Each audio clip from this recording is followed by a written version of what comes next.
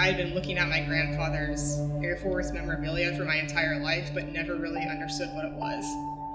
My dad had all of his military awards and decorations around the house, and pictures of him in uniform, sitting next to my grandma. And unfortunately, he died at a really young age, so I never got the chance to meet him. I remember my dad telling all the kids the story about his dad, which started back in the Nazi Germany. My family actually survived the Holocaust and made it over to America, which is the only reason I'm here today. And my grandfather actually survived and made it over. And if it wasn't for him, I wouldn't even be sitting here right now.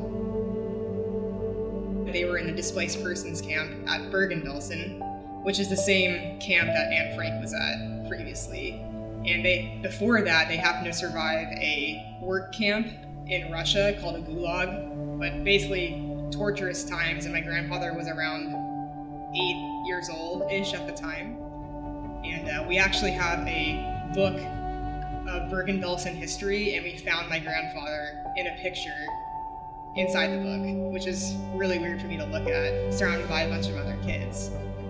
So they survived that hardship and escaped and evaded the Nazis and came to America, which led to my grandfather then eventually going to college at Syracuse University and commissioning through OTS here.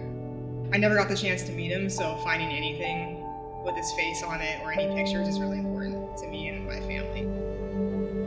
I happened to find a picture of my grandfather when he was at SOS in 1965. And no one in my family has actually seen the yearbook picture of him, so I didn't even know there was a yearbook from that time. But Colonel Barton happened to walk in with an old one from 67 or something like that. And I had the idea in my head, oh, maybe there's one from the year he was at SOS. So he helped me kind of find it and found the page with my grandfather on it. I had never seen this picture of him, and we don't have a lot of pictures because back then, pictures weren't the thing. It's not like it is now. And I immediately just started crying because it's weird to know that I'm walking the same hallways and I'm in the same auditorium doing some of the same obstacles as he did in 1965. Knowing that my family members could survive something like that, come here, make a life for themselves, makes me think that not everything is that bad and I have it pretty easy. So when I do face a hardship or a challenge of some kind, I know that it's in my roots that myself and my family can make it through anything. So that kind of drives me as an officer and just through everyday life when I face really hard things. I know that I can make it through that.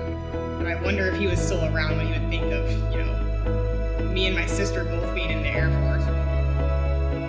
I can't imagine coming over from a Nazi Germany and going through basic training or OTS, whatever it may be, to serve your country, but I think that's a testament to how thankful he was to be able to be alive and live in a free country, and I don't take that for granted, and neither does my sister. So that's the driving reason for why we both wanted to serve.